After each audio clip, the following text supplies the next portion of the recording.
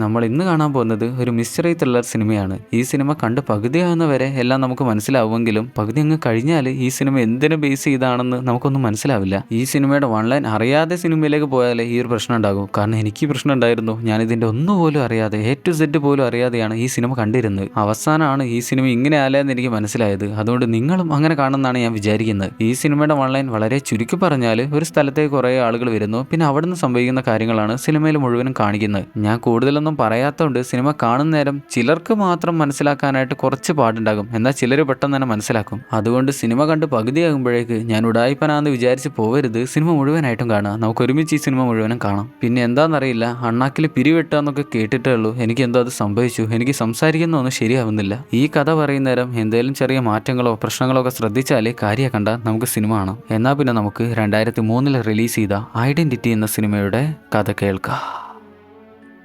Cinema തുടങ്ങുമ്പോൾ തന്നെ മാലിക് എന്നൊരു ഡോക്ടർ ഒരു കൊലപാതകയെക്കുറിച്ചുള്ള കേസുകളെല്ലാം പഠിച്ചുകൊണ്ടിരിക്കുകയാണ്. അവന് മാനസികമായിട്ട് എന്തോ ഒരു പ്രശ്നമുണ്ടെന്ന് ആ ഡോക്ടർ മനസ്സിലാക്കുന്നുണ്ട്. അത് കൂടുതലായിട്ട് ഉറപ്പിക്കാനാണ് ഈ കേസ് പഠിച്ചുകൊണ്ടിരിക്കുന്നത്. ആ കൊലയാളിയുടെ പേരാണ് മാൽക്കം റിവർ. അവൻ 4 വർഷം മുന്നേ 6 പേരെ കൊല ചെയ്തു. അതെല്ലാം ഇപ്പോഴാണ് തെളിഞ്ഞ് അങ്ങനെ കോടതി അവന് വിധിച്ചത് 24 മണിക്കൂറിനുള്ളിൽ വധശിക്ഷയാണ്. എന്നാൽ ഈ മാലിക് എന്ന ഡോക്ടർ മനസ്സിലാക്കുകയാണ്, ഈ മാൽക്കം റിവർ എന്ന കൊലയാളി 4 തരം മാനസിക രോഗങ്ങൾക്ക് അടിമയായിട്ടുള്ളൊരു വ്യക്തിയാണ്. ഈ ഒരു കാര്യം 24 മണിക്കൂറിനുള്ളിൽ കോടതിയിൽ വന്ന് തെളിയിക്കാൻ പറ്റിയാൽ ഈ മാൽക്കം റിവർ എന്ന കൊലയാളിയുടെ വധശിക്ഷ ഒഴിവാക്കി കൊടുക്കാൻ പറ്റും. വധശിക്ഷയിൽ നിന്നും അവനെ രക്ഷിക്കാനായിട്ട് പറ്റും. എന്നാൽ ഈ മാലിക് എന്ന ഡോക്ടർ പെട്ടെന്ന് തന്നെ കോടതിയെയും എതിർഭാഗം വക്കീലിനെയും വിളിച്ചിട്ട് ഈ കേസിന് അപ്പീൽ ചെയ്യും. ഇത് പുനർവിചാരണ ചെയ്യണമെന്ന് പറയും. അതിന് മതിയായിട്ടുള്ള തെളിവുകൾ എൻ്റെ കയ്യിലുണ്ടെന്ന് പറയുന്നതുകൊണ്ട് തന്നെ കോടതിക്ക് പിന്നെ ഒന്നും ചെയ്യാൻ പറ്റില്ല. കേസ് ഇന്ന് രാത്രി തന്നെ വാദിക്കണം എന്നുള്ള അവസ്ഥയിലേക്ക് എത്തും. ഇതറിയുന്ന എതിർഭാഗം വക്കീൽ അന്ന് രാത്രി തന്നെ അവൻ്റെ ആശാനെ വിളിച്ച് പറയാണ്, പ്രതിഭാഗം ഇതുപോലെ പുതിയൊരു തെളിവായിട്ട് വന്നിട്ടുണ്ട്. അവർ ഇന്ന് രാത്രി തന്നെ വിധിക്കായിട്ട് പറഞ്ഞിട്ടുണ്ട്. പുനർവിചാരണ ചെയ്യാനായിട്ട് അവർ മാൽക്കം റിവറിനെ ഇന്ന് രാത്രി തന്നെ ഇങ്ങോട്ട് കൊണ്ടുവരാന്ന് കൂടെ കേൾക്കുന്ന നേരം ആശാന് ദേഷ്യം വരും.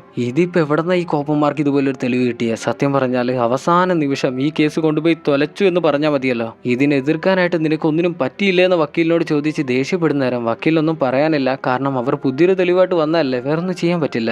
അവിടുന്ന് കട്ട് ചെയ്താൽ പിന്നെ ഒരു മോട്ടലാണ് കാണിക്കുന്നത്. അവിടുത്തെ മാനേജർ TV കണ്ടുകൊണ്ടിരിക്കുകയാണ്. പെട്ടെന്നാണ് ഒരാൾ അയാളുടെ ഭാര്യ ആക്സിഡന്റിന് പറ്റിയ ഭാര്യയായിട്ട് അങ്ങോട്ട് കയറി വരുന്നത്. ഇതെന്ത് പറ്റിയതാണെന്ന് ചോദിക്കുന്ന നേരം ആക്സിഡന്റ് പറ്റിയതാണ്, ഇവിടെ വിളിക്കാനായിട്ട് ഫോൺ ഉണ്ടോ എന്ന് ചോദിക്കും. എന്നാൽ ഈ ആക്സിഡന്റ് എങ്ങനെയാണ് പറ്റിയെന്നാണ് പിന്നെ നമ്മൾ കാണുന്നത്. അവരെല്ലാവരും കൂടെ നേരത്തെ എങ്ങോട്ടോ യാത്ര ചെയ്യായിരുന്നു. ഈ ഭർത്താവിന്റെ പേരാണ് ജോർജ്, ഭാര്യയുടെ പേര് ഹന്ന. അവർക്ക് 2 പേർക്കും ഒരു മകൻ കൂടിയുണ്ട്. നല്ല മഴയത്താണ് ഇവർ പോകുന്നത്. പെട്ടെന്നാണ് അവരുടെ കാറൊന്ന് പഞ്ചറാവുന്നത്. പുറത്തിറങ്ങി നോക്കുന്ന നേരം ടയർ പൊട്ടി ചെതറി കിടക്കാണ്. അത് എന്തുകൊണ്ടാണ് പഞ്ചറായെന്ന് നോക്കുന്ന നേരമാണ് മനസ്സിലാവുക, ഒരു ഷൂസിന്റെ ഹീല് കൊണ്ടാണ് പഞ്ചറായിരിക്കുന്നത്. എന്നാൽ ഈ ഷൂസിന്റെ ഹീൽ എങ്ങനെയാണ് അവിടെ എത്തിയത്, അതാണ് നമ്മൾ പിന്നെ കാണുന്നത്. മഴ പെയ്യാനായിട്ട് ഇടി വെട്ടുന്ന സമയത്താണ് അതിലൂടെ ഒരു കാറിൽ ഒരു സുന്ദരി കില്ലാടി പോകുന്നത്. അവളുടെ പേര് ഡയാന എന്നാണ്. ആളൊരു പ്രോസ്റ്റിറ്റ്യൂട്ട് ആണ്, വേശ്യയാണ്. അവർ പോകുന്ന വഴിക്കാണ് സിഗരറ്റ് കത്തിക്കാനായിട്ട് ലൈറ്റർ എടുക്കാനായിട്ട് കാറിന്റെ പിന്നിലുള്ള ബാഗിലേക്ക് കൈയിട്ട് നോക്കുന്നത്. എന്നാൽ ആ കാറ്റിൽ ബാഗിലുണ്ടായിരുന്ന ഡ്രസ്സുകളെല്ലാം പുറത്തേക്ക് തെറിച്ചു പോകും, പറന്നു പോകും. അതിന്റെ കൂടെ തന്നെയാണ് ആ ഷൂസ് കൂടെ പുറത്തേക്ക് തെറിച്ചു വീണത്. ഇവിടെ കെട്ടിയവൻ ജോർജ് ടയർ എങ്ങനെയും മാറ്റാന്ന് വിചാരിച്ച് അതിനുള്ള പണി എടുത്തുകൊണ്ടിരിക്കുമ്പോഴാണ് കാറിൽ നിന്ന് മകൻ ഡോറിനിട്ട് മുട്ടുന്നത്. അത് കാണുന്ന അമ്മ അവന്റെ അടുത്ത് വന്ന് ചില്ലിൽ അവന്റെ കൈയോട് ചേർത്ത് വെക്കും.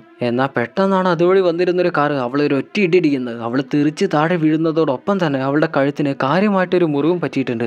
എന്നാൽ ഈ കാർ എങ്ങനെയാണ് അവളെ വന്നിടിച്ചതെന്നാണ് നമ്മൾ പിന്നെ കാണുന്നത്. ഈ കാറിൽ വന്നുകൊണ്ടിരുന്നത് ഒരു ഡ്രൈവറും അതുപോലെ തന്നെ ഒരു അമ്മച്ചിയുമാണ്. ഈ ഡ്രൈവറിന്റെ പേരാണ് ഡേവിഡ്, ഡ്രൈവർ ഡേവിഡ്. പിന്നിലിരിക്കുന്ന അമ്മച്ചി ആരെയോ ഫോൺ ചെയ്തുകൊണ്ടിരിക്കുന്ന നേരം റേഞ്ച് കിട്ടുന്നില്ല, കൂടെ തന്നെ അതിലെ ചാർജും തീർന്നു. അതുകൊണ്ട് മുന്നിലിരിക്കുന്ന ബാഗിൽ നിന്ന് അവളുടെ ബാറ്ററി എടുത്ത് കൊടുക്കാൻ പറ്റുമോ എന്ന് ചോദിക്കുന്ന നേരം നമ്മുടെ ഡ്രൈവർ ഡേവിഡ് അത് എടുക്കാനായിട്ട് ശ്രമിക്കുമ്പോൾ കിട്ടുന്നില്ല. അതിന് അവളാണെങ്കിൽ നല്ല വഴക്ക് പറയുന്നുണ്ട്, ചീത്ത പറയുന്നുണ്ട്. ഡേവിഡ് ആണെങ്കിൽ പുല്ല് പണ്ടാറ് ഇതെങ്ങനെയും എടുത്ത് കൊടുക്കട്ടെ എന്ന് വിചാരിച്ച് ബാഗിലേക്ക് ശ്രദ്ധ കൊടുക്കുന്നവരാണ് മുന്നിൽ നിന്ന് ജോർജ് ഏട്ടന്റെ ഭാര്യയെ വന്നൊരൊറ്റ ഇടിക്കുന്നത്. ഡേവിഡ് പെട്ടെന്ന് തന്നെ അവളെ രക്ഷിക്കാനായിട്ട് പുറത്തേക്ക് ഇറങ്ങുന്ന നേരം അമ്മച്ചി പറയുന്നുണ്ട്, എന്തിനാ പുറത്തേക്ക് ഇറങ്ങുന്നത്, പുറത്തിറങ്ങിയാൽ ആ കേസ് നമ്മുടെ തലയിലാവും, അത് ഞാൻ നോക്കിക്കോളാന്ന് പറഞ്ഞ് ഡേവിഡ് കാറിൽ നിന്ന് പുറത്തേക്ക് ഇറങ്ങി ഓടി വരുന്ന നേരം അവളുടെ കഴുത്തിന് കാര്യമായിട്ടൊരു മുറി പറ്റിയിട്ടുണ്ട്. എന്നാൽ അവിടേക്ക് തന്നെയാണ് മകൻ വരുന്നത്. എന്നാൽ മകൻ ഇത് കാണണ്ടെന്ന് വിചാരിച്ച് ഡേവിഡ് അവനെ കാറിലേക്ക് തന്നെ കയറ്റി നിർത്തി ഒരു ടവൽ കൊണ്ടുവന്ന് അവളുടെ കഴുത്തിലെ മുറിവിലേക്ക് വെച്ചു കൊടുക്കും. ഇനി ചോര കൂടുതൽ പുറത്തേക്ക് പോകാൻ പാടില്ല. എന്നാൽ ഇത് പെട്ടെന്ന് തന്നെ ആരെങ്കിലും ഒന്ന് അറിയിക്കാനായിട്ട് ഡേവിഡ് കാറിനടുത്തേക്ക് ഓടി വന്ന് അമ്മച്ചിയോട് ഫോൺ ചോദിക്കുമ്പോൾ അമ്മച്ചി ഗ്ലാസ് പോലും താത്തുന്നില്ല.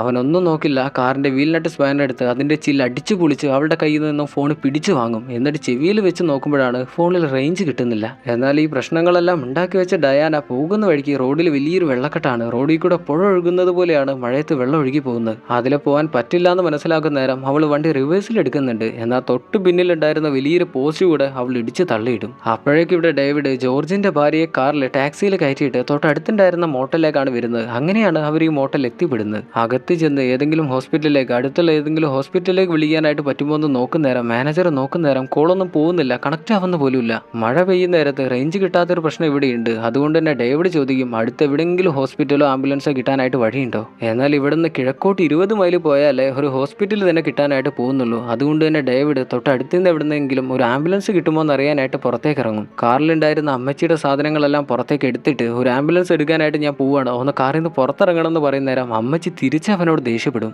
ഇത് ഞാൻ വിളിച്ച കാറാണ്, ഈ കാറിൽ ആര് കയറണമെന്നോ എങ്ങോട്ട് പോകണമെന്നോ ഞാൻ തീരുമാനിക്കും. എന്നാൽ ഡേവിഡ് ഒന്നും നോക്കില്ല, അമ്മച്ചിയെ പിടിച്ച് വലിച്ച് കാറിൽ നിന്ന് എടുത്ത് പുറത്തിടും. അങ്ങനെ ആംബുലൻസ് കിട്ടുമെന്ന് അറിയാനായിട്ട് അവൻ അവിടെ നിന്ന് പോവുകയാണ്. പോകുന്ന വഴിക്ക് ഈ പ്രശ്നങ്ങളെല്ലാം ഉണ്ടാക്കി വെച്ച ഡയാന ആ റോട്ടിൽ നിൽക്കുന്നുണ്ട്. നേരത്തെ ഒരു പോസ്റ്റ് ഇടിച്ചു മറിച്ചിട്ടില്ലായിരുന്നു, അത് അവളുടെ കാറിന് മേലേക്കാണ് വീണത്. അതുകൊണ്ട് തന്നെ കാർ ഇപ്പോൾ വർക്കാവുന്നില്ല. നിങ്ങൾ എങ്ങോട്ടാണ് പോകുന്നത്, എങ്ങോട്ടാണെങ്കിലും എന്നെ ഒന്ന് കൂടെ കൂട്ടുമോ, എവിടെയെങ്കിലും ഒന്ന് എന്നെ ഇറക്കി തന്നാതിയെന്നും പറഞ്ഞുകൊണ്ട് അവൾ ആ കാറിൽ കയറും. എന്നാൽ ഡേവിഡ് മുന്നോട്ട് പോകുന്നത് കാണുമ്പോൾ അവൾ പറയും ആ റോട്ടിലെല്ലാം വെള്ളം കെട്ടിക്കിടക്കുകയാണ്, അതിലൂടെ പോകാൻ പറ്റില്ല. എന്നാൽ ഞാനൊന്ന് ട്രൈ ചെയ്ത് നോക്കട്ടെ എന്നും പറഞ്ഞുകൊണ്ട് ഡേവിഡ് അങ്ങോട്ട് തന്നെയാണ് പോകുന്നത്. ഇവിടെ മോട്ടലിൽ ഡേവിഡ് പുറത്തേക്കിട്ട അമ്മച്ചി അവിടെ റൂം കിട്ടുമെന്ന് അറിയാനായിട്ട് മാനേജറിനോട് ചോദിക്കുന്ന നേരം അവൻ തിരിച്ചു ചോദിക്കും നിങ്ങൾ ആ പഴയ നടിയല്ലേ. ശരിക്കും അമ്മച്ചി വിചാരിച്ച പോലെയല്ല, പണ്ട് വലിയൊരു നടിയായിരുന്നു, എന്നാൽ ഇപ്പം നല്ല പോലെ ഫീൽഡിലൊന്നുമില്ല, അങ്ങനെ ആളുകൾക്കൊന്നും അറിയില്ല. അവൾ പേഴ്സിൽ നിന്ന് ഡോളർ എടുത്ത് കുറച്ച് നല്ലൊരു റൂമാണ് അവനോട് ചോദിക്കുന്നത്. എന്നാൽ അവളുടെ പേഴ്സിൽ കുറച്ചധികം കാശ് കാണുന്ന നേരം അവൻ 8ാം നമ്പർ റൂമാണ് അവൾക്ക് കൊടുക്കുന്നത്. എന്നാൽ ഇവിടെ ഡേവിഡിന്റെ കാറ് ഡയാന പറഞ്ഞതുപോലെ തന്നെ ആ വെള്ളക്കെട്ടി വന്ന് കുടുങ്ങി. ഇനി എന്ത് ചെയ്യണമെന്ന് അറിയില്ല.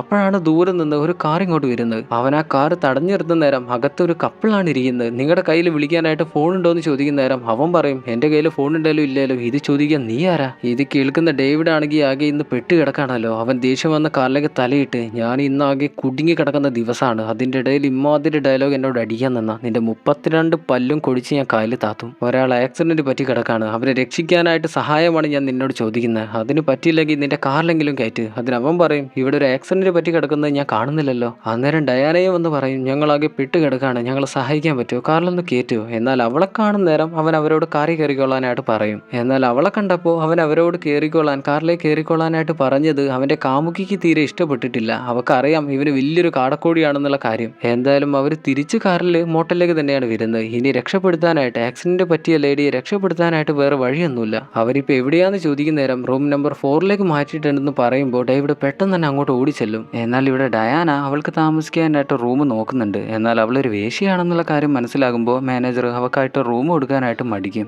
അവൻ പിന്നിലുള്ളവരോടാണ് സംസാരിക്കുക. എന്നിരുന്നാലും അവസാനം അവൾക്കായിട്ട് റൂം കൊടുക്കുന്നുണ്ട്. ഇവിടെ ഡേവിഡ് റൂം നമ്പർ 4ലെത്തുമ്പോൾ ജോർജേട്ടനാണെങ്കിൽ പേടിച്ച് ഭാര്യയുടെ തൊട്ടടുത്തിരിക്കുകയാണ്, എന്ത് ചെയ്യണമെന്ന് അറിയില്ല. അന്നേരം ഡേവിഡ് അവിടെ വന്ന് ചോദിക്കും നിങ്ങളുടെ ഭാര്യയുടെ കയ്യിൽ സൂചിയൊന്നുമില്ലോ അങ്ങനെ എന്തെങ്കിലും കിട്ടാനായിട്ടുണ്ടോ. എന്നാൽ സൂചിയൊന്നുമില്ല അവരുടെ കയ്യിലില്ല, അല്ലെങ്കിൽ ഇപ്പോൾ യാത്ര ചെയ്യുമ്പോഴൊക്കെ ആരാ സൂചിയൊന്നുമില്ല കൊണ്ട് നടക്കുക. അതേസമയത്ത് ഇവിടെ ഡയാന റൂം എടുത്തതിൻ്റെ തൊട്ട് പിന്നാലെ തന്നെ ആ കപ്പിളും ആ കാമുകനും കാമുകിയും കൂടെ റൂം എടുക്കുന്നുണ്ട്. അങ്ങനെ അവർ റൂമിലേക്ക് നടന്നു പോവാണ്. അപ്പോഴാണ് അവിടേക്ക് ഒരു പോലീസുകാർ മെല്ലെ വരുന്നത്. മെല്ലെ വന്ന് അവിടെ നിർത്തിയിട്ട് അതിൽ നിന്നൊരു പോലീസുകാരൻ, ഒരു ഓഫീസർ പുറത്തേക്ക് ഇറങ്ങിയിട്ട് മാനേജറോട് ഇവിടെ റൂം കിട്ടാനുണ്ടോ എന്ന് ചോദിക്കും. എന്നാൽ ഓഫീസർക്ക് മാത്രമല്ല റൂം, ഓഫീസറുടെ കൂടെ തന്നെ ഒരു തടവ് പുള്ളി കൂടിയുണ്ട്. അവർക്ക് ഇന്ന് രാത്രി എങ്ങോട്ടും പോകാനായിട്ട് പറ്റില്ല, പെരുത്ത മഴയാണ് പെയ്തുകൊണ്ടിരിക്കുന്നത്. അതുകൊണ്ട് അവർക്ക് 2 പേർക്കും ഇവിടെ റൂം കിട്ടണം. അങ്ങനെ അവർ സംസാരിച്ചിരിക്കുന്നതിൻ്റെ ഇടയിലേക്കാണ് ഡേവിഡ് കയറി വരുന്നത്. ഡേവിഡ് പോലീസുകാരനെ കാണുമ്പോൾ ചോദിക്കും ഹേയ് നിങ്ങളുടെ കയ്യിൽ ഫോണോ അങ്ങനെ എന്തെങ്കിലും ഒന്ന് കിട്ടാനുണ്ടോ, ഇവിടെ ഒരു ലേഡി ആക്സിഡന്റ് ആയിട്ട് കിടക്കുന്നുണ്ട്, അവളെ രക്ഷിക്കാനായിട്ടാണ്. അങ്ങനെ അവർ 2 പേരും കൂടെ ഫോണിൽ കോൾ ചെയ്യാനായിട്ട് നോക്കുമ്പോൾ അതും കണക്റ്റ് ആവുന്നില്ല, റേഞ്ച് കിട്ടുന്നില്ല. ഇത്രയും വലിയൊരു മഴയാണ്, പെരുത്ത മഴയാണ് പെയ്തുകൊണ്ടിരിക്കുന്നത്. അതുകൊണ്ട് അവർക്കൊന്നും ചെയ്യാനായിട്ട് പറ്റുന്നില്ല. ഇനി ഒന്നും ചെയ്യാനില്ല എന്ന് വിചാരിച്ച് നിൽക്കുമ്പോഴാണ് ഡേവിഡ് മാനേജറോട് ചോദിക്കുക നിങ്ങളുടെ കയ്യിൽ സൂചിയും നൂലും ഉണ്ടോ എന്ന്. അന്നേരം അങ്ങേര് പറയും എൻ്റെ കയ്യിലുണ്ട്, ഞാൻ പോയി നോക്കട്ടെ എന്നിട്ട് എടുത്ത് കൊണ്ടുവരാമെന്ന്. അങ്ങനെ ഡേവിഡ് പോലീസുകാരനോട് നിങ്ങളുടെ കൂടെയുള്ള തടവ് പുള്ളി എവിടെയെങ്കിലും കൊണ്ടുപോയി നിർത്തിയിട്ട് റൂം നമ്പർ 4ലേക്ക് നിങ്ങൾക്ക് വരാൻ പറ്റുമോ എന്ന് ചോദിക്കും. അങ്ങനെ അയാൾ വരാമെന്ന് പറയും. അപ്പോഴാണ് നമ്മൾ തടവ് പുള്ളിയെ കാണുന്നത്, ഒരു ബടാമാസം മനുഷ്യൻ. അവൻ പോലീസുകാരനോട് ചോദിക്കുകയാണ് നിന്നെ കണ്ടിട്ട് നീ ആകെ പെട്ട് കിടക്കാണെന്നാണല്ലോ തോന്നുന്നത്. ഇവിടെയാണെങ്കിൽ കുറച്ച് സമയം കഴിഞ്ഞപ്പോഴേക്കും മാനേജർ സൂചിയും നൂലുമായിട്ട് വന്നു. അങ്ങനെ ഡേവിഡ് ആ സൂചിയും നൂലും വെച്ചിട്ട് ഭാര്യയുടെ കഴുത്തിലെ മുറിവ് മെല്ലെ തുന്നിക്കൊണ്ട് നിൽക്കുകയാണ്. അവൻ തുന്നുന്ന കണ്ടാൽ തന്നെ മനസ്സിലാകും തുന്നാൻ അറിയുന്ന ഒരു വ്യക്തിയാണ്. വളരെ വൃത്തിയിലാണ് അവൻ ആ മുറിവ് തുന്നിക്കൊണ്ട് നിൽക്കുന്നത്. അങ്ങനെ ജോർജേട്ടൻ അവൻ്റെ അടുത്തേക്ക് ചെല്ലുന്ന നേരം ഡേവിഡ് ചോദിക്കും മകൻ ഓക്കെ അല്ലേ, എന്താ അവനൊന്നും സംസാരിക്കാത്തെ. അപ്പോഴാണ് ജോർജേട്ടൻ പറയാ ഞാൻ അവൻ്റെ രണ്ടാനച്ഛനാണ്, അതുകൊണ്ട് തന്നെ അവൻ എന്നോട് കൂടുതലൊന്നും സംസാരിക്കാറില്ല. അവൻ എന്തെങ്കിലും സംസാരിക്കണമെന്നുണ്ടെങ്കിൽ തന്നെ അവളൊന്ന് തിരിച്ചു വരണം. ഇവിടെ പോലീസുകാരൻ തടവുപുള്ളിയായിട്ട് അകത്തേക്ക് കയറി വരുന്ന നേരം മാനേജറോട് ചോദിക്കും ഇവൻ എവിടെയാണ് കൊണ്ടുപോയിട്ടൊന്ന് സേഫ് ആയിട്ട് ഇരുത്താൻ പറ്റുക. അന്നേരമാണ് അവൻ പറയാ ബാത്റൂമിൽ കൊണ്ടുപോയി കെട്ടിയിട്ടാൽ മതി, ചങ്ങല കിട്ടാൽ മതി, പിന്നെ ഒന്നും ചെയ്യാനായിട്ട് അവന് പറ്റില്ല. അത് കേൾക്കുന്ന തടവുപുള്ളി ദേഷ്യം വന്ന് പറഞ്ഞു കൊടുത്തതിന് നന്ദിയെന്നും പറഞ്ഞുകൊണ്ട് പോലീസുകാരൻ്റെ കൂടെ അകത്തേക്ക് ചെല്ലും. പിന്നെ പോലീസുകാരൻ അവനെയും ചങ്ങലക്കിട്ട് തിരിച്ചു വരുന്നതാണ് കാണുന്നത്. ആ വലിയ മനുഷ്യനെ അങ്ങേരെ എങ്ങനെ ചങ്ങല കിട്ടുമെന്ന് മനസ്സിലായില്ല. എന്തായാലും ബാത്റൂമിൽ അങ്ങേരെ ചങ്ങലക്കിട്ട് കുടുക്കിയാണ് തിരിച്ചു വരുന്നത്. നേരെ റൂം നമ്പർ 4ലേക്ക് വരുന്ന നേരം ആ തുന്നി കാണുമ്പോൾ തന്നെ പോലീസുകാരന് മനസ്സിലാകും വളരെ വൃത്തിയിലാണ് തുന്നിയിരിക്കുന്നത്. ഇനി കൂടുതലൊന്നും പേടിക്കാനായിട്ടില്ല. അന്നേരം ഡേവിഡ് ചോദിക്കും, നിങ്ങളുടെ കാറിലെ ഫോണിൽ സിഗ്നൽ വന്നോ? എന്നാൽ ആ ചോദിച്ചത് പോലീസുകാരൻ അത്രക്കങ്ങ് ഇഷ്ടപ്പെട്ടില്ല. അത് ഞാൻ നോക്കിക്കോളാന്നാണ് അങ്ങേര് പറയുന്നത്. എന്തായാലും പോലീസുകാരൻ ഫോണിൽ റേഞ്ച് വന്നോ എന്നറിയാനായിട്ട് കാറിനടുത്തേക്ക് ഇറങ്ങി വരുന്ന നേരം അവൻ കാണുന്നത് വെൻഡിങ് മെഷീനിൽ നിന്നും എന്തോ ഒരു ലേസ് എടുക്കാനായിട്ട് ശ്രമിക്കുന്ന ഡയാനയാണ്. പോലീസുകാരൻ ചെറുതായിട്ടൊന്ന് അവളുടെ അടുത്തേക്ക് വന്ന് മെല്ലെ മെല്ലെ ഒട്ടാനായിട്ട് ശ്രമിക്കുന്ന നേരം അവള് പറയും, ഇന്ന് രാത്രി ഒന്നും നടക്കാൻ പോകുന്നില്ലടോ, ഒന്ന് ഇറങ്ങി പോടോ എന്ന് പറഞ്ഞുകൊണ്ട് അവൾ അവിടെ നിന്ന് പോകും. അതേ സമയത്ത് മാനേജർ അവന്റെ റൂമിലുണ്ടായിരുന്ന ഓഫീസിലുണ്ടായിരുന്ന കുറച്ച് ഡോക്യുമെന്റ്സും ആരുടെയോ ഫോട്ടോസും എല്ലാം ഒളിപ്പിച്ച് വെക്കുന്നുണ്ട്. അതെന്തിനാന്ന് മനസ്സിലാവുന്നില്ല. സുന്ദരിക്കില്ലാടി ഡയാനയാണെങ്കിൽ അവളുടെ റൂമിൽ വന്നിട്ട് അവളുടെ പെട്ടിയിൽ വെച്ചിരുന്ന അവളുടെ കാശുകളെല്ലാം സേഫ് ആക്കി വെക്കുന്നുണ്ട്. ഇന്ന് രാത്രി അതെങ്ങാൻ പോയാൽ പോയ വഴി പോലും മനസ്സിലാവില്ല. തടവുപുള്ളിയാണെങ്കിൽ കാര്യമായിട്ടൊരു പണി എടുക്കുന്നുണ്ട്. കയ്യിലെ വിലങ്ങ് ആ ബാത്റൂമിലെ പൈപ്പിൽ നിന്നും എങ്ങനെയെങ്കിലും ഊരിയെടുക്കാനായിട്ട് പൊട്ടിച്ചെടുക്കാനായിട്ട് ശ്രമിക്കുന്നുണ്ട്. ഇതേ സമയത്ത് ആക്ടർ അമ്മച്ചി റൂമിൽ വന്നിട്ട് കണ്ണാടിയിൽ നോക്കിയിട്ട് അഭിനയിച്ചുകൊണ്ടിരിക്കുകയാണ്. അപ്പോഴാണ് അമ്മച്ചി ആരോ കോൾ ചെയ്യുന്നത്. ഫോൺ എടുത്ത് നോക്കുന്ന നേരം നേരത്തെ ഉള്ളതുപോലെ തന്നെ റേഞ്ച് കിട്ടുന്നില്ല. പുറത്തേക്ക് വന്ന് നോക്കിയിട്ട് റേഞ്ച് കിട്ടുന്നില്ല. അവസാനം ബാത്റൂമിൽ ഉണ്ടായിരുന്ന പ്ലാസ്റ്റിക് കർട്ടനും പൊട്ടിച്ച് അതും തലയിലിട്ടുകൊണ്ട് മഴയത്ത് പുറത്തേക്ക് ഇറങ്ങാണ്. അങ്ങനെ നടന്ന് ഓരോ മുക്കിലും മൂലയിലേക്കും ചെല്ലുമ്പോഴും അവിടെയൊന്നും റേഞ്ച് കിട്ടുന്നില്ല. എന്നാൽ തൊട്ടു പിന്നാലെ ആരോ ഫോളോ ചെയ്ത് വരുന്നതായിട്ട് പിന്തുടർന്ന് വരുന്നതായിട്ട് അമ്മച്ചിക്ക് എന്തോ ഒരു തോന്നല്. എന്നാൽ അത് തോന്നൽ മാത്രമായിരുന്നു, പിന്നെ എല്ലാവരും വരുന്നൊന്നുമില്ല. എന്നാൽ ശരിക്കും അതൊരു തോന്നലല്ലായിരുന്നു. പെട്ടെന്നാണ് ആരോ വന്ന് അമ്മച്ചിയെ കത്തിയെടുത്ത് ഒരൊറ്റ കുത്തു കൊടുക്കുന്നത്. ആരാണ് എന്താണ് ഇതെല്ലാം ചെയ്തതെന്നൊന്നും മനസ്സിലാവുന്നില്ല. എന്നാൽ അമ്മച്ചി കരയുന്ന ശബ്ദം ഇവിടെ ഡേവിഡ് കേട്ടിട്ടുണ്ട്. അവൻ മെല്ലെ പുറത്തേക്ക് ഇറങ്ങി വരുന്ന നേരത്ത് അമ്മച്ചി മഴ കൊള്ളാതിരിക്കാനായിട്ട് ഒരു കർട്ടൻ വലിച്ചു പൊട്ടിച്ചില്ലായിരുന്നോ, അതിൽ നിന്ന് കുറച്ച് കമ്പികൾ വീണ് കിടക്കുന്നുണ്ട്. അതെല്ലാം നോക്കിക്കൊണ്ട് അമ്മച്ചി നേരത്തെ നിന്നിരുന്ന സ്ഥലത്തേക്കാണ് ഡേവിഡ് എത്തുന്നത്. എന്നാൽ അവിടെ നിന്ന് കേൾക്കുകയാണ് വാഷിംഗ് മെഷീൻ വർക്കാവുന്ന ശബ്ദം. അവൻ ആ ശബ്ദവും നോക്കിയിട്ട് ലൗണ്ടറി റൂമിലേക്കാണ് കയറി ചെല്ലുന്നത്. അവിടെ 2-3 വാഷിംഗ് മെഷീൻ വർക്കായിക്കൊണ്ടിരിക്കുന്നുണ്ട്. എന്നാൽ അതിൽ ഡേവിഡ് കാണുന്നത് അമ്മച്ചിയുടെ കഴുത്ത് വെട്ടി അമ്മച്ചിയുടെ ഡ്രസ്സും കൂടെ അതിലിട്ട് അലക്കാനായിട്ട് വെച്ചിരിക്കുന്നതാണ്. അവൻ അതും കണ്ട് പേടിച്ചിരിക്കുന്ന നേരത്താണ് ഇതേ ശബ്ദവും കേട്ടുകൊണ്ട് അങ്ങോട്ട് പോലീസുകാരനും മാനേജറും വരുന്നത്. ഡേവിഡ് ഇതെന്റെ കൂടെ വന്ന സ്ത്രീയാന്ന് പറയുന്ന നേരം പോലീസുകാരൻ അതിനകത്തുണ്ടായിരുന്ന ഒരു കീ എടുക്കാനായിട്ട് ശ്രമിക്കുന്നുണ്ട്. എന്നാൽ ഡേവിഡ് പറയും, എന്താ ചെയ്യുന്നത്, കയ്യിലൊരു തുണി വെച്ചിട്ട് അതെടുക്ക്. അപ്പോഴാണ് മാനേജർ ചോദിക്കുക, നിങ്ങളൊരു പോലീസാണോ? അപ്പോഴാണ് ഡേവിഡും പറയുന്നത്, ഞാനൊരു പോലീസ് ആയിരുന്നു. അപ്പോഴേക്ക് പോലീസുകാരൻ ആ കീ പുറത്തെടുത്തു കഴിഞ്ഞു. അതൊരു 10ാം നമ്പർ കീ ആണ്. എന്നാൽ എങ്ങനെ ഇത് അതിന്റെ അകത്ത് വന്നെന്ന് അവർക്ക് മനസ്സിലാവില്ല. അപ്പോഴാണ് ഡേവിഡ് ചോദിക്കുക, നിങ്ങളുടെ കൂടെ വന്നിരുന്ന തടവ് പുള്ളി അവിടെ തന്നെ ഉണ്ടോ? അപ്പോഴാണ് അവർ ഈ ഒരു കാര്യം തന്നെ ചിന്തിക്കുന്നത്. അവർ പെട്ടെന്ന് തന്നെ തടവ് പുള്ളിയെ വെച്ചിരുന്ന റൂമിലേക്ക് ഓടി ചെല്ലുന്നേരം ബാത്റൂമിലേക്ക് ഓടി ചെല്ലുന്നേരം അവനെ അവിടെ കാണുന്നില്ല. എന്നാൽ അതേ സമയത്ത് തന്നെ ഇവിടെ കോടതിയിൽ പ്രതിഭാഗം വക്കീലും എതിർഭാഗം വക്കീലും ജഡ്ജിയും എല്ലാം റെഡിയായിട്ട് നിൽക്കുന്നുണ്ട്. എന്നാൽ ഇതുവരെ ആ കൊലയാളി 6 പേരെ കൊന്ന കൊലയാളി മാൽക്കം റിവർ എത്തിയിട്ടില്ല. അവൻ വന്നിട്ട് ഈ വിധി തുടങ്ങിയാൽ പോരെയെന്ന് അവന്റെ വക്കീൽ ചോദിക്കുന്ന നേരം നമ്മുടെ ജഡ്ജിക്ക് ദേഷ്യം വന്ന് ചോദിക്കും, ഇപ്പോഴത്തെ സമയത്താ നിനക്കറിയോ? അപ്പോഴാണ് അവന്റെ ഒരു കോപ്പിലെ പുനർവിചാരണ. അവൻ വരുന്നെങ്കിൽ വന്നോട്ടെ, നീ നിന്റെ കേസ് വാദിക്കാൻ നോക്ക്. ഇവിടെയാണെങ്കിൽ ഡേവിഡും ടീമും അവിടെ ഉണ്ടായിരുന്ന എല്ലാവരോടും പറയാണ് അമ്മച്ചി മരിച്ചുപോയ കാര്യം. എന്നാൽ അമ്മച്ചിയുടെ തല മാത്രമേ കിട്ടിയിട്ടുള്ളൂ, ബോഡി കിട്ടിയിട്ടില്ല എന്നുള്ള കാര്യമല്ല അവർ പറയും. ഇതെല്ലാം കേട്ടവർ പേടിച്ചിരിക്കുകയാണ്. ഒരു കോപ്പിലെ പെടലാണ് അവരെല്ലാവരും ഇപ്പോൾ പെട്ട് കിടക്കുന്നത്. അപ്പോഴാണ് പറയാ ആ തടവ് പുള്ളിയും കൂടെ ഇവിടുന്ന് ചാടിപ്പോയിട്ടുണ്ടെന്നുള്ള കാര്യം. ഇതും കൂടെ കേൾക്കുന്നവരെല്ലാവരും ഡബിൾ പാനിക് ആവും. ഇനി എന്ത് ചെയ്യണമെന്ന് അറിയില്ല. അവരെല്ലാവരും ശബ്ദം ഉണ്ടാക്കാണ്. ഇനി ഒന്നും ചെയ്യാതിരുന്നിട്ട് കാര്യമില്ല, ആ തടവ് പുള്ളിയെ കണ്ടുപിടിക്കണം. അങ്ങനെ ഡേവിഡും പോലീസുകാരനും കൂടെ അവനെയും തെരഞ്ഞ് പുറത്തേക്ക് വരുമെങ്കിലും അവൻ എങ്ങോട്ടാണ് പോയെന്ന് മനസ്സിലാവില്ല. അങ്ങനെ അവർ രണ്ടുപേരും കൂടെ 2 വഴിക്കാണ് അവനെയും തെരഞ്ഞു പോകുന്നത്. എന്തായാലും അമ്മച്ചി മരിച്ചു പോയെന്ന് മനസ്സിലാക്കുന്ന മാനേജർ മെല്ലെ അമ്മച്ചിയുടെ റൂമിലേക്കാണ് വരുന്നത്. അവരുടെ കയ്യിൽ കുറെ കാശുണ്ടായിരുന്ന കാര്യം അവൻ നേരത്തെ കണ്ടതാണ്. എന്നാൽ ഇവിടെ കപ്പിളിലെ കാമുകൻ ഡയാനയോട് ചെറുതായിട്ട് സംസാരിക്കാനായിട്ട് ശ്രമിക്കുന്നുണ്ട്. അവൻ നേരത്തെ ഡയാനയെ ചെറുതായിട്ടൊരു നോട്ടമിട്ട് വെച്ചതാണ്. എന്നാൽ ഇതൊന്നും കാമുകിക്ക് കണ്ടു നിൽക്കാനായിട്ട് പറ്റില്ല. പ്രശ്നം എന്താന്ന് വെച്ചാൽ അവർ രണ്ടുപേരും കൂടെ പ്രണയത്തിലായിട്ട് 9 മണിക്കൂർ മുന്നെയാണ് അവരുടെ കല്യാണം കഴിഞ്ഞത്. മാത്രമല്ല കല്യാണത്തിന് മുന്നേ ആയിട്ട് അവളൊരു ഗർഭിണി കൂടെയാണ്. ഇതെല്ലാം പറഞ്ഞുകൊണ്ട് ഞാൻ ഇവിടുന്ന് പോവുകയാണെന്ന് പറഞ്ഞുകൊണ്ടാണ് അവൾ ആ റൂമിൽ നിന്ന് പുറത്തേക്ക് ഇറങ്ങുന്നത്. എന്നാൽ പിന്നാലെ തന്നെ കാമുകനും ചെല്ലുന്നുണ്ട്. നീ എന്താ പറയുന്നത്? ഞാൻ അവളോടൊന്ന് സംസാരിച്ചു പോയി, അതാണോ നിന്റെ പ്രശ്നം? എന്നാൽ അവൾ അതൊന്നും കേൾക്കുന്ന പോലുമില്ല. അവൾക്ക് എങ്ങനെയും ഇവിടുന്ന് പുറത്തേക്ക് പോയാൽ മതി. അവൾ റൂമിൽ വന്നിട്ട് സാധനങ്ങളെല്ലാം കെട്ടിപ്പൂട്ടുന്നേരം അവൻ പിന്നാലെ വന്ന് വീണ്ടും ചോദിക്കും, നീ എന്താ പറയുന്നത്? ഇവിടുന്ന് പോവാനാണോ? എങ്ങോട്ടും പോകാൻ പറ്റില്ല, നമ്മളിവിടെ പെട്ട് കിടക്കാണെന്ന് പറയുന്ന നേരം അപ്പോഴാണ് അവൾ പറയാ ഞാൻ ഗർഭിണിയല്ല. അത് കേൾക്കുന്ന അവനൊന്ന് ഞെട്ടും. അവൾ ഗർഭിണിയാണെന്ന് പറഞ്ഞതുകൊണ്ടാണ് അവൻ അവളെ കല്യാണം കഴിച്ചു തന്നെ. എന്നാൽ അവൾക്ക് ഗർഭമില്ലെന്ന കാര്യം മനസ്സിലാവുന്ന നേരം അവൻ അവളോട് ദേഷ്യപ്പെടും. അതൊന്നും കേൾക്കാതെ അവൾ നേരെ ബാത്റൂമിൽ വന്നിട്ട് ഡോർ അടച്ചു കളയും. പിന്നെ അവൻ എത്ര മുട്ടിയാലും അവൾ വാതിൽ ഉറക്കില്ല. നീ ശാന്തനാവാതെ ഞാൻ ഈ റൂം തുറക്കില്ലെന്നാണ് അവൾ പറയുന്നത്. എന്നാൽ കുറച്ച് സമയം കഴിഞ്ഞപ്പോഴേ തന്നെ ഡോർ മുട്ടുന്നതെല്ലാം അവൻ നിർത്തും. അപ്പോൾ അവൾക്ക് മനസ്സിലായി അവൻ ശാന്തനായിട്ടുണ്ടെന്നുള്ള കാര്യം. അവൾ മെല്ലെ ഡോറും തുറന്ന് പുറത്തേക്ക് നോക്കുന്ന നേരം അവനെ കാണുന്നില്ല. ഈ പുല്ലൻ ഇതിവിടെ പോയെന്നും വിചാരിച്ചുകൊണ്ട് അവൾ അടുത്ത റൂമിലേക്ക് ചെല്ലുന്നേരാണ് കത്തിയും പിടിച്ചു നിൽക്കുന്ന ഒരു നിഴൽ അവൾ കാണുന്നത്. അവൾ പേടിച്ച് അപ്പം തന്നെ ബാത്റൂമിലേക്ക് വന്ന് ഡോർ അടയ്ക്കാൻ നോക്കുമ്പോൾ അതിന് പറ്റുന്നില്ല.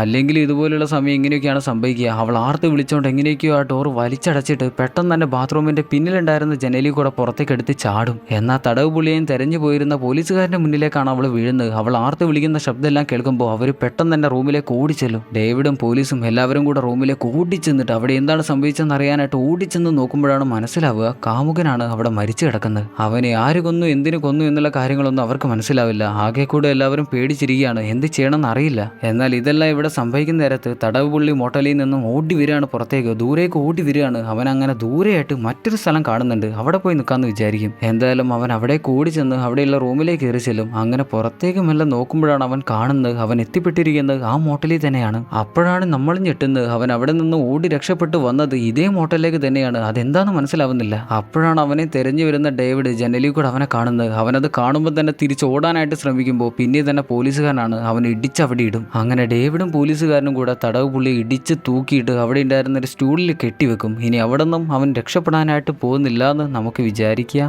ഇത് കാണുന്ന മാനേജർ ചോദിക്കും, ഇവനെ ഇവിടെ കെട്ടിവെക്കുന്ന അത്ര നന്നായിട്ട് എനിക്ക് തോന്നുന്നില്ല, അത് വേണോ? ഡേവിഡ് പറയും, നീ പേടിക്കേണ്ട കാര്യമില്ല, അവൻ്റെ കൈയും കാലും എല്ലാം കെട്ടിവെച്ചിരിക്കുകയാണ്, ആ കമ്പിയിലേക്കാണ് കെട്ടിവെച്ചിരിക്കുന്നത്, അതുകൊണ്ട് അവൻ രക്ഷപ്പെടുമെന്ന് നീ വിചാരിക്കേണ്ട. നീ ആകെ ചെയ്യേണ്ടത് ഇവിടെ നിൽക്കുകയാണ്, ഇവിടെ നിങ്ങോട്ടും നീ പോകാനായിട്ട് പാടില്ല. അവൻ ഇവിടെ നനങ്ങാണെങ്കിൽ നീ അപ്പം തന്നെ ഞങ്ങളെ അറിയിക്കണം. അതേ സമയത്ത് ഇവിടെ ജോർജ് കുട്ടിച്ചേട്ടൻ്റെ ഭാര്യ ചെറുതായിട്ട് കണ്ണു തുറക്കുന്നുണ്ട്. മുന്നിൽ കാണുന്ന മകനെ വിളിക്കുന്ന നേരം അത് കേൾക്കുന്ന ജോർജ് കുട്ടിച്ചേട്ടൻ അങ്ങോട്ടെത്തും. അപ്പോഴാണ് അങ്ങേർക്കൊന്ന് സമാധാനം ആവുന്നത്. അവളെ കണ്ണു തുറന്ന് കാണുന്ന നേരമാണ് അങ്ങേർക്കൊന്ന് സമാധാനം ആവുന്നത്. ഇവിടെ തടവ് പുള്ളിക്ക് അടുത്ത് നിൽക്കുന്ന മാനേജർ ആകെ ടെൻഷനായിട്ടാണ് നിൽക്കുന്നത്. അങ്ങേര് എന്തോന്ന് മിസ്സായ പോലെയോ എന്തോന്ന് നഷ്ടപ്പെട്ട പോലെയോ അവിടെ എന്തോ ഒരു പരിപാടി ചെയ്യുന്നുണ്ട്. എന്നാൽ അവൻ്റെ ആ ടെൻഷൻ കാണുന്ന നേരം തടവ് പുള്ളി ചോദിക്കും, നീ ആ ഫ്രിഡ്ജിൽ എന്താ അവിടെ ഒളിപ്പിച്ച് വെച്ചേ? എന്താന്ന് എന്നോട് പറഞ്ഞാൽ മതി, ഞാൻ ആരോടും പറയില്ല. അതിന് ദേഷ്യം വരുന്ന മാനേജർ, നീ നിന്റെ പണി എടുത്താൽ മതി, എൻ്റെ കാര്യം നോക്കണ്ടെന്ന് പറയും. അതിന് അങ്ങേര് പിന്നെ പറയും, നീ എന്താണെങ്കിലും എന്നോട് പറഞ്ഞാൽ മതി, രഹസ്യങ്ങളെല്ലാം എൻ്റെ അടുത്ത് രഹസ്യമായിരിക്കും. എന്തായാലും പോട്ടെ, അതിലെന്താണ് ഒളിപ്പിച്ച് വെച്ചതെന്നുള്ള കാര്യം നമുക്കിപ്പോൾ അറിയില്ല, കുറച്ച് കഴിഞ്ഞാൽ ചിലപ്പോൾ മനസ്സിലാവുമായിരിക്കും.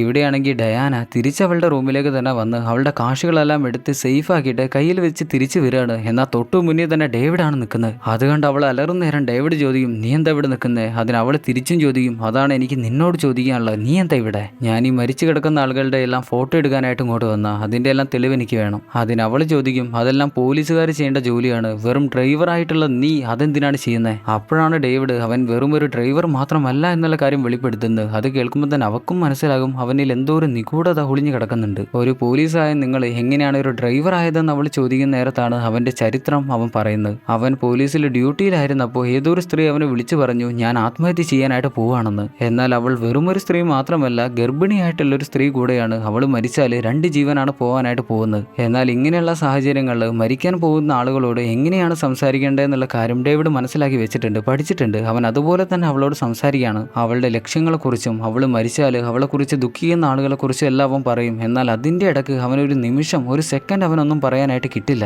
അവൻ ആ ഒരു സമയത്ത് എന്തോ ഒരു ബ്ലാക്ക് ഔട്ട് ആവുന്ന പോലെ ആയി പോകും. എന്നാൽ ആ ഗ്യാപ്പിൽ അവൾ ആ ബിൽഡിങ്ങിൻ്റെ മേലെ നിന്ന് താഴേക്ക് ചാടിയിട്ട് ആത്മഹത്യ ചെയ്തു. എന്നാൽ അതിനുശേഷം മുതൽ അവൻ എന്തോ ഒരു തലവേദന വരാൻ തുടങ്ങി. അവന് ജോലിയിലൊന്നും ശ്രദ്ധ കൊടുക്കാനായിട്ട് പറ്റുന്നില്ല. അതുകൊണ്ട് തന്നെ അവനൊരു മെഡിക്കൽ ലീവ് വാങ്ങിയിട്ട് ജോലിയിൽ നിന്നും എല്ലാം പുറത്തേക്ക് ഇറങ്ങി. എന്നാൽ പുറത്ത് വന്നപ്പോഴാണ് അവളുടെ ഓർമ്മകളെല്ലാം കുറച്ചുകൂടെ കനത്തിൽ അവനെ വേട്ടയാടാൻ തുടങ്ങിയത്. അതുകൊണ്ട് തന്നെ അവൻ വേറൊരു വഴിയില്ലാതെ താൽക്കാലികമായിട്ട് ടാക്സി ഡ്രൈവറായിട്ട് ജോലി ചെയ്തു. ഇതെല്ലാം പറഞ്ഞു തീർത്ത് അവൻ കാമുകന്റെ റൂമിൽ വന്നിട്ട് അവന്റെ ഫോട്ടോ എടുത്തുകൊണ്ടിരിക്കുകയാണ്. അപ്പോഴാണ് അവന്റെ കയ്യിൽ എന്തോന്ന് കാണുന്നത്. എടുത്തു നോക്കുന്ന നേരം ഒരു കീ ആണ് കിടക്കുന്നത്. അതാണെങ്കിൽ റൂം നമ്പർ 9. ഇത് ആരുടേതാണെന്ന് മനസ്സിലാക്കാനായിട്ട് തടവുപുള്ളിയെ കെട്ടിയിട്ട സ്ഥലത്തേക്ക് മാനേജർ നിൽക്കുന്ന സ്ഥലത്തേക്ക് വരുന്ന നേരം മാനേജർ അവിടെ ഇല്ല. അവൻ കുറച്ച് അകലെയായിട്ട് എവിടെ നിൽക്കുകയാണ്. നീ എന്താടാ അവിടെ നിൽക്കുന്നത്? നിന്നോട് ഞാൻ ഇവിടെ നിൽക്കാനല്ലേ പറഞ്ഞതെന്ന് പറയുമ്പോൾ അവൻ എന്തോ പരിങ്ങാണ്. അവൻ എന്തോ ഒരു തരികിട പരിപാടി ഉണ്ട്. അതുകൊണ്ട് തന്നെ അവനൊന്നും പറയാനായിട്ട് കിട്ടുന്നില്ല. എന്നാൽ പോലീസുകാരൻ തടവുപുള്ളിയെ കെട്ടിയിട്ട ആ റൂമിലേക്ക് കയറി ചെല്ലുന്ന നേരം വലുതായിട്ടൊന്ന് ഞെട്ടുന്നുണ്ട്. എന്നിട്ട് മാനേജറുടെ അടുത്തേക്ക് വന്ന് പന്ന നാറി നീ എന്താണ് ഇവിടെ ചെയ്തു വെച്ചതെന്ന് ചോദിക്കും. ഡേവിഡ് ആ റൂമിലേക്ക് കയറി ചെന്ന് നോക്കുമ്പോഴാണ് മനസ്സിലാവുക ആ തടവുപുള്ളിയുടെ അണ്ണാക്കിലേക്ക് ബേസ് ബേറ്റ് അടിച്ചിറക്കിയിട്ട് അവനെ കൊന്നിരിക്കുകയാണ്. നീ എന്തിനാടോ ഇത് ചെയ്തതെന്ന് ചോദിക്കുന്ന നേരം മാനേജർ ഇത് ഞാനല്ല അവനെ കൊന്നേന്നാണ് പറയുന്നത്. എന്നാൽ ആ മരണപ്പെട്ട ബോഡിയുടെ അടുത്ത് 8ാം നമ്പർ റൂമിന്റെ കീ കിടക്കുന്നുണ്ട്. ഇത് നിന്റെ കീ അല്ലടാന്ന് ചോദിക്കുന്ന നേരം അവൻ പറയും ഇത് എന്റേതല്ല. എന്നിട്ട് ആ പെട്ടിയിലുണ്ടായിരുന്ന അവന്റെ കയ്യിലെ പെട്ടിയിലുണ്ടായിരുന്ന അവന്റെ കീ എടുത്ത് കാണിക്കും. എന്നാൽ ആ പെട്ടി അവന്റെ കയ്യിൽ നിന്ന് ചെറുതായിട്ടൊന്ന് താഴേക്ക് വീണു. അതിൽ നിന്നാണെങ്കിൽ ആക്ടർ അമ്മച്ചിയുടെ പേഴ്സാണ് പുറത്തേക്ക് വരുന്നത്. അതാണ് എല്ലാവരും കാണുന്നത്. അത് കാണുന്ന അവർ ഉറപ്പിച്ചു അവനാണ് ഇവിടെയുള്ള എല്ലാ കൊലപാതകങ്ങളും ചെയ്തിരിക്കുന്നത്. ഇതെങ്ങനെയാടാ നിന്റെ കയ്യിൽ വന്നേ ചോദിക്കുന്ന നേരം അവൻ പറയും ആ ആക്ടർ അമ്മച്ചി മരിച്ചതിന് ശേഷമാണ് ഞാനിത് പോയി എടുത്തത്. പക്ഷേ എല്ലാവരും അവനെതിരാണെന്നുള്ള കാര്യം മനസ്സിലാകുമ്പോൾ അവൻ പെട്ടെന്ന് തന്നെ സുന്ദരയ്ക്ക് കില്ലാടി ഡയാനയുടെ കഴുത്തിൽ കത്തി വെക്കും. അവളാണെങ്കിൽ വിചാരിച്ച പോലെയല്ല, അവളുടെ കഴുത്തിൽ വെട്ടി വീഴുന്നതിന് മുന്നേ തന്നെ അവിടെ ഒരു ചവിട്ടും കൊടുത്ത് അവനെയും കൂട്ടിയിട്ട് തൊട്ടടുത്ത മുറിയിൽ പോയിട്ട് താഴെ വീഴും. എന്നാൽ എഴുന്നേൽക്കാനായിട്ട് അവൾ പിടിക്കുന്നത് ആ ഫ്രിഡ്ജിന്റെ ഡോറാണ്. അത് തുറക്കുന്നേരം അതിൽ നിന്നും ഐസായി കിടക്കുന്ന ഒരു ബോഡിയാണ് അവളുടെ മേലേക്ക് വീഴുന്നത്. അവൾ പേടിച്ച് അല്ലറി വിളിക്കുന്നേരം അവർ ആ ബോഡി അവിടുന്ന് മാറ്റിക്കളയും. എന്നാൽ ഈ ബോഡി ആരുടെ ബോഡിയാണെന്ന് അവർക്ക് മനസ്സിലാവില്ല. എന്നാൽ ഈ ഗ്യാപ്പ് നോക്കിയിട്ട് മാനേജർ അവിടെ നിന്നും പുറത്തേക്ക് ഒരൊറ്റ ഓട്ടാണ്. അവൻ ഓടിയിട്ട് വണ്ടി എടുത്ത് രക്ഷപ്പെടാനാണ് ശ്രമിക്കുന്നത്. അവൻ കാറിൽ കയറിയിട്ട് അത് അവൻ സ്റ്റാർട്ട് ചെയ്തു. ഡേവിഡിനും പോലീസുകാരനും ആണെങ്കിൽ അവനെ പിടിച്ചു നിർത്താനും പറ്റില്ല. എന്നാൽ ഈ ശബ്ദങ്ങളെല്ലാം കേട്ടിട്ട് ആ ചെറിയ പയ്യല്ലായിരുന്നോ ജോർജേട്ടന്റെ, അവനാണെങ്കിൽ പുറത്തിറങ്ങി വന്ന് നിൽക്കുന്നുണ്ട്. വേഗത്തിൽ വരുന്ന കാറാണെങ്കിൽ അവൻ ഇടിക്കാനായിട്ടാണ് പോകുന്നത്. ഇത് കാണുന്ന ജോർജ് കുട്ടിച്ചേട്ടൻ അവനെ രക്ഷിക്കാനായിട്ട് ഓടുന്നേരം കാറ് ജോർജ് കുട്ടിച്ചേട്ടനെ ഇടിച്ചുകൊണ്ട് ചുമരി പോയി ഒരൊറ്റ ഇടിയാണ്. ഇനി അങ്ങേരുടെ കാര്യം നോക്കിയിട്ട് കാര്യമില്ല, അങ്ങേര് മരിച്ചു. അപ്പോഴേക്കും നമ്മുടെ ആളുകൾ ഓടി വന്ന് മാനേജറെ കാറിൽ നിന്ന് പുറത്തിറക്കും. ഇവിടെയാണെങ്കിൽ വീണ്ടും ആ കോടതിയാണ് കാണിക്കുന്നത്. നട്ടപ്പാതിര കോടതി. നട്ടപ്പാതിര കാണല്ലോ വിധിയെല്ലാം നടക്കാൻ പോകുന്നത്. എതിർഭാഗം വക്കീല് മാൽക്കൻ റിവറിന്റെ വക്കീല് പറയാണ്, എന്റെ കക്ഷി 4 തരം മാനസിക രോഗങ്ങൾക്ക് അടിമയാണ്. അവൻ അറിവില്ലാതെയാണ് ഈ കൊലപാതകങ്ങളെല്ലാം ചെയ്തിട്ടുള്ളത്. 1986 വിധി പ്രകാരം സ്വന്തം അറിവില്ലാത്ത ഒരാൾ കൊല ചെയ്താൽ അവരെ പ്രതിയാക്കാനായിട്ട് പറ്റില്ല. എന്നിട്ട് മാൽക്കൻ റിവർ ഒരു രോഗിയാണ്, ഒരു മാനസിക രോഗിയാണെന്ന് തെളിയിക്കാനായിട്ട് അവർ ജഡ്ജിക്ക് ഒരു പുസ്തകം കൊടുക്കുന്നുണ്ട്. ആ പുസ്തകത്തിൽ മുഴുവനും 10 പേരുടെ ചിന്താഗതികൾ എഴുതി വെച്ചിരിക്കുന്നതാണ്. അതിൽ 10 ആളുകളാണ് 10 കൈയക്ഷരങ്ങളിലൂടെ ഓരോ കാര്യങ്ങളും എഴുതി വെച്ചിരിക്കുന്നത്. പക്ഷേ പ്രശ്നം എന്താന്ന് വെച്ചാൽ ഈ 10 പേരുടെ കൈയക്ഷരങ്ങളിലൂടെ 10 കാര്യങ്ങൾ 10 ചിന്താഗതികൾ എഴുതി വെച്ചിരിക്കുന്നത് മാൽക്കൻ റിവർ തന്നെയാണ്. ഒരൊറ്റ ആൾ തന്നെയാണ് ഈ 10 പേരുടെ കാര്യങ്ങളെല്ലാം എഴുതി വെച്ചിരിക്കുന്നത്. ബാക്കിയുള്ള കാര്യങ്ങൾ ഡോക്ടർ മാലിക്കാണ് എഴുന്നേറ്റെന്ന് പറയുന്നത്. കൊലയാളി മാൽക്കൻ റിവറിന്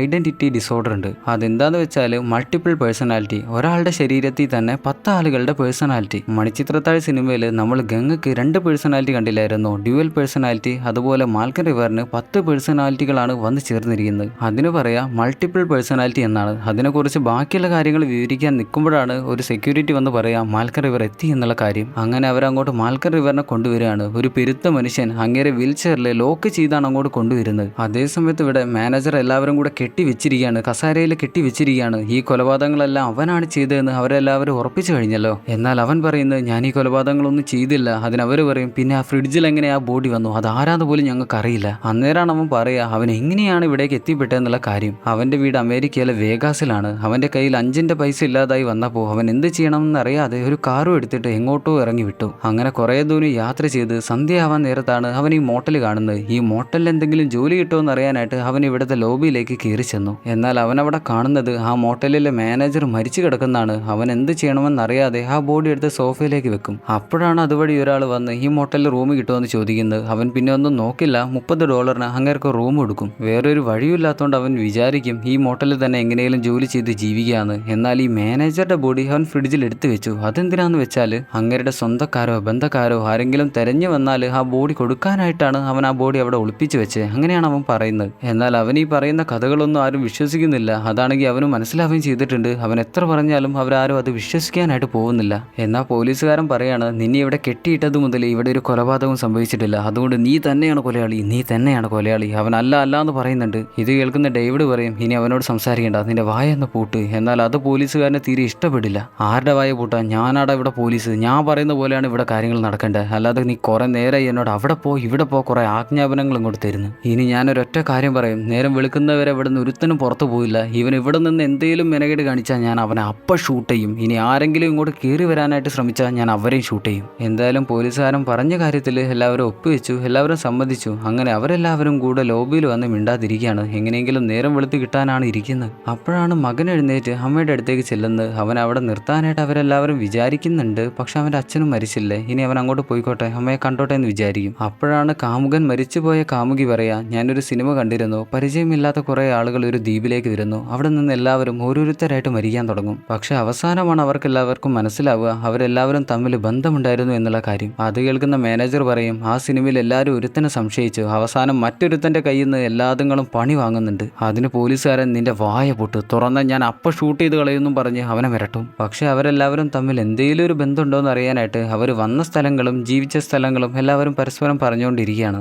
അവസാനമാണ് മനസ്സിലാവുക ഡയാനയും മാനേജറും ഒരേ നാട്ടിൽ നിന്നാണ് വരുന്നത്, ഒരേ സ്ഥലത്താണ് ജനിച്ചിട്ടുള്ളത്. പക്ഷെ അവൻ ആ നാട്ടിൽ നിന്ന് മതിയായിട്ട് തിരിച്ചു പോകുന്നതാണ്. അവളാണെങ്കിൽ അവളുടെ നാട്ടിലേക്ക് തിരിച്ചു പോവുകയാണ്. നീ എന്തിനാണ് ആ നാട്ടിലേക്ക് പോകുന്നത്? ആ നശിച്ച നാട്ടിൽ നിന്ന് നിനക്ക് രക്ഷപ്പെട്ടാൽ പോരായിരുന്നോ എന്ന് മാനേജർ ചോദിക്കും. അതിന് അവൾ പറയും ഞാൻ കുറച്ചു മുന്നേ ഇന്റർനെറ്റിൽ ഒരു പരസ്യം കണ്ടിരുന്നു, അവിടെ ഒരു ഓറഞ്ച് തോട്ടം വിൽക്കാനുണ്ടെന്ന്, അത് വാങ്ങിക്കാനാണ് ഞാൻ പോകുന്നത്. ആ ഓറഞ്ച് തോട്ടം നോക്കിയിട്ട് എൻ്റെ അവസാന കാലം എനിക്ക് അവിടെ ജീവിക്കാനാണ് ഇഷ്ടം, എൻ്റെ സ്വന്തം മണ്ണിൽ ജീവിക്കാനാണ് ഇഷ്ടം. അപ്പോഴാണ് പോലീസുകാരൻ ജോർജ് കുട്ടിച്ചേട്ടൻ്റെ ഭാര്യ അവിടെ തന്നെ ഉണ്ടോയെന്നറിയാനായിട്ട് ചെന്ന് നോക്കുന്നത്. എന്നാൽ അവളുടെ ബോഡിക്ക് അനക്കമൊന്നുമില്ല. അവളുടെ പൾസ് നോക്കുമ്പോഴാണ് മനസ്സിലാവുക അവൾ മരിച്ചു. അങ്ങനെ കാര്യം പറഞ്ഞ് ഡേവിഡും റൂമിലേക്ക് എത്തും. അപ്പോഴാണ് പോലീസുകാരന് താഴെ തറയിൽ നിന്ന് 6-ാം നമ്പർ റൂമിൻ്റെ കീ കിട്ടുന്നത്. ഇത് കാണുന്ന നേരം അവർക്ക് പിന്നെ ഒരു സംശയം. ഈ മരണങ്ങളെല്ലാം കൗണ്ട് ഡൗൺ ആയിട്ടാണ് വരുന്നത്. 10, 9, 8, 6. പക്ഷേ ഈ 7 എന്ന നമ്പർ അവർക്ക് ഇതുവരെ കിട്ടിയിട്ടില്ല. എന്നാൽ 7-ാം നമ്പറിന്റെ സ്ഥാനത്ത് മരിച്ചത് നമ്മുടെ ജോർജ് കുട്ടിച്ചേട്ടനാണ്. അങ്ങനെയാണ് അവിടെ മരിച്ചു കിടക്കുന്നത്. അങ്ങനെ അവരെല്ലാവരും കൂടെ കാറിനടുത്തേക്ക് ചെന്ന് ആ കാറ് മാറ്റിയിട്ട് ജോർജ് കുട്ടിച്ചേട്ടന്റെ പോക്കറ്റിൽ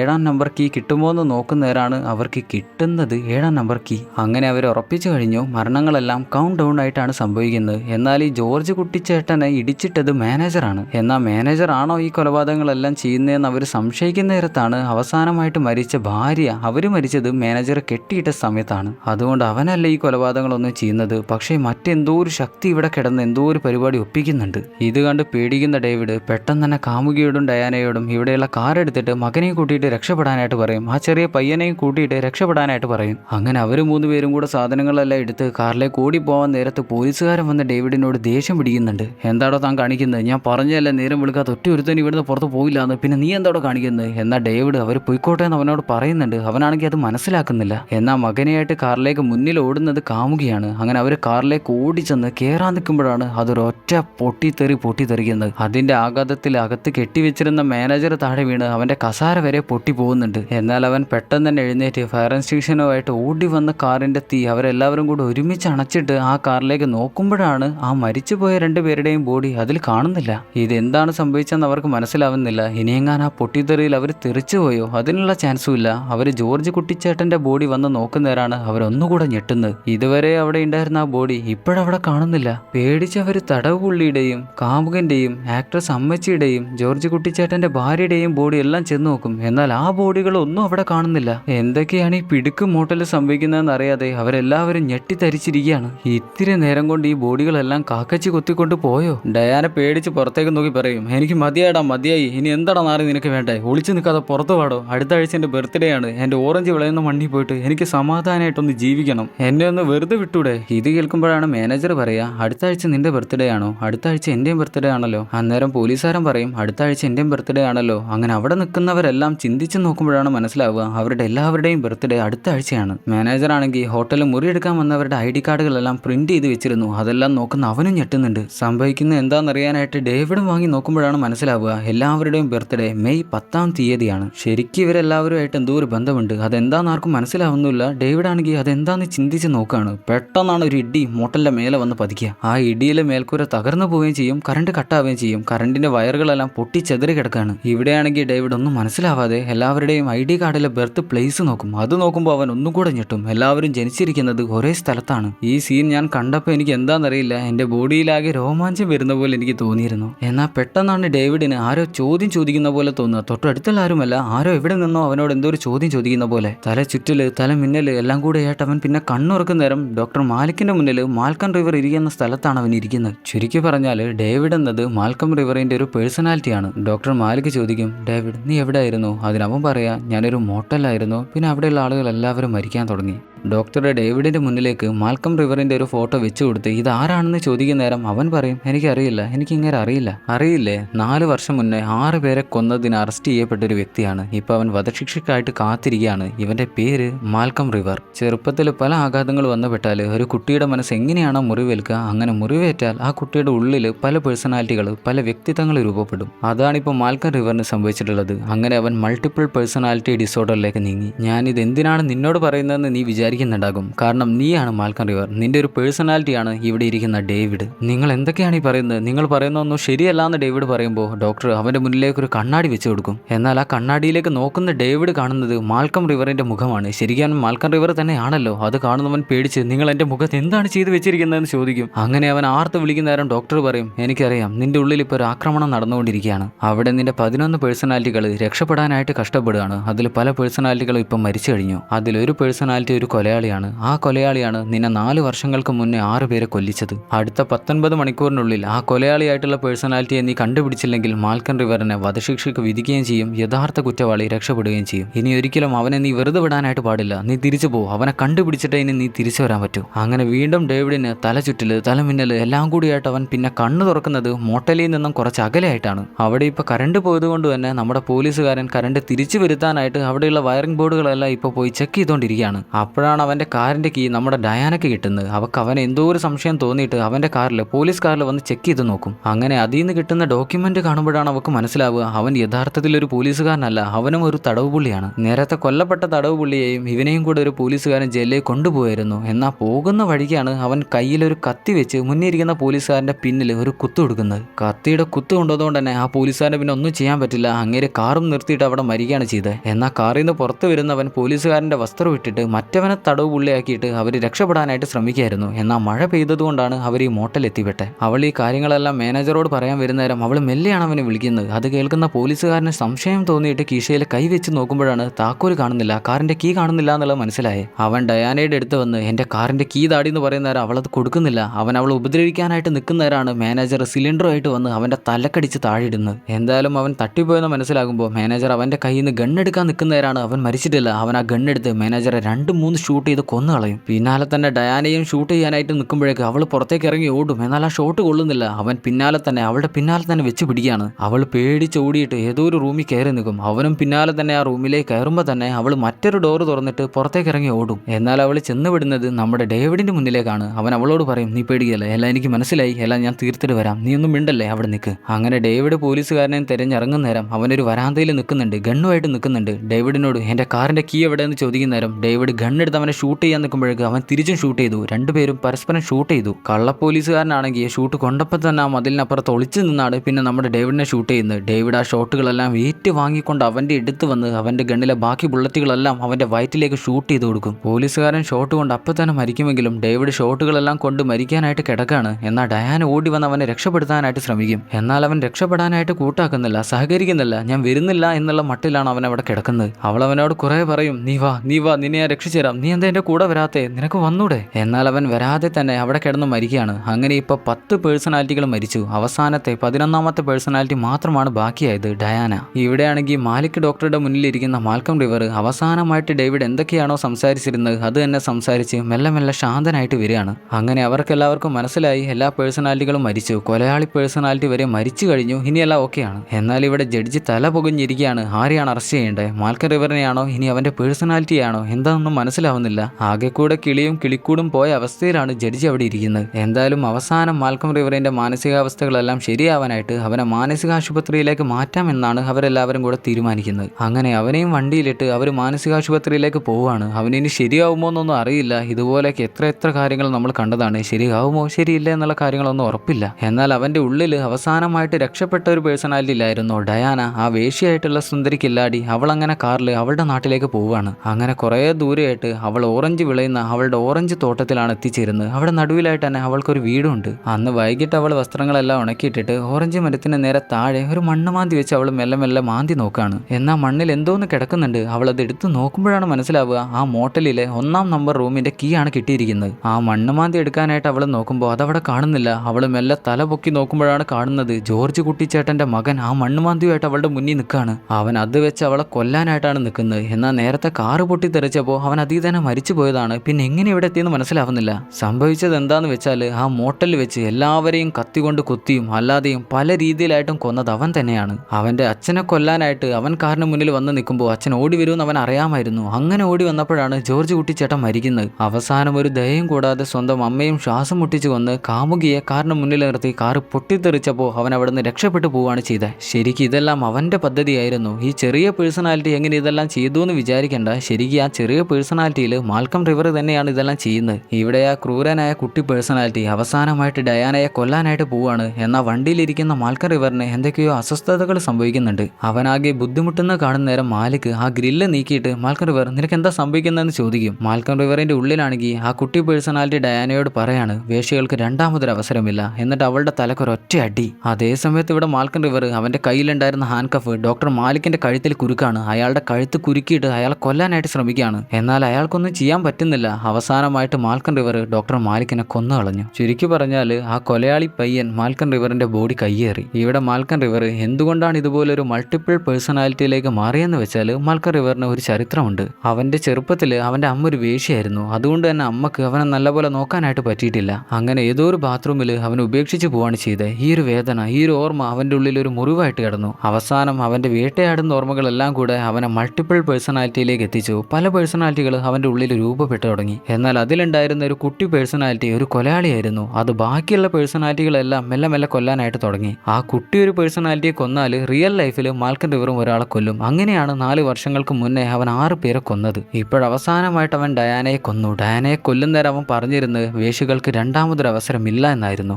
അതായത് വേശ്യയായിട്ടുള്ള അവന്റെ അമ്മയോടുള്ള ദേഷ്യം അവൻ ഡയാനയോട് തീർക്കായിരുന്നു. എന്നാൽ അവൾ മരിച്ചപ്പോൾ റിയൽ ലൈഫിൽ ഡോക്ടർ മാലിക്കാണ് മരിച്ചത്. ഡോക്ടർ മാലിക്കിനെയാണ് അവൻ കൊന്നത്. ഇപ്പൊ മാൽക്കൺ റിവറിന്റെ ബോഡിയിലുള്ളത് ആ കൊലയാളി പയ്യൻ മാത്രമാണ്. ഇനി ആ കൊലയാളി പയ്യനാണ് മാൽക്കൺ റിവറിനെ കൺട്രോൾ ചെയ്യാനായിട്ട് പോകുന്നത്. അങ്ങനെ അവനെ രക്ഷപ്പെടുത്താനായിട്ട് ശ്രമിച്ച ഡോക്ടർ മാലിക്കിനെ അവൻ കൊല്ലുന്നതും കാണിച്ചുകൊണ്ട് ഐഡന്റിറ്റി എന്ന സിനിമ അവസാനിക്കുന്നു. സിനിമ എല്ലാവർക്കും ഇഷ്ടപ്പെട്ടെന്നാണ് വിചാരിക്കുന്നത്. പിന്നെ ഞാൻ ഈ ഒരു കാര്യം, ഈ ഐഡൻറ്റിറ്റി ഡിസോർഡർ പോലെയുള്ള ഇതുപോലെ ഒരു സ്റ്റോറിയാണിതെന്നുള്ള കാര്യം ആദ്യമേ പറയാതിരുന്നത്. പറഞ്ഞാൽ പിന്നെ കാണാനായിട്ടൊരു ത്രില്ല് കിട്ടില്ല, സത്യമല്ലേ? അതുകൊണ്ട് തന്നെ ഇങ്ങനെ സിനിമ കണ്ടപ്പോൾ നിങ്ങൾക്ക് കുറച്ചുകൂടെ ആസ്വദിക്കാനായിട്ട് പറ്റിയെന്നാണ് ഞാൻ വിചാരിക്കുന്നത്. എന്തായാലും എനിക്ക് ഈ സിനിമ ഇഷ്ടപ്പെട്ടു, കുഴപ്പങ്ങളൊന്നും തോന്നിയില്ല. നിങ്ങൾക്ക് ഈ സിനിമ ഇഷ്ടപ്പെട്ടെങ്കിൽ ലൈക്ക് ചെയ്ത് കമൻറ്റ് ബോക്സിൽ അഭിപ്രായങ്ങളൊക്കെ ഒന്ന് പറയണം. ചാനൽ സബ്സ്ക്രൈബ് ചെയ്യാത്തവർ മറക്കാതെ സബ്സ്ക്രൈബ് ചെയ്യുക. എന്നാൽ പിന്നെ നല്ലൊരു സിനിമയായിട്ട് അടുത്ത വീഡിയോയിൽ വരുന്നവരെ Tata bye bye. Film chronicle.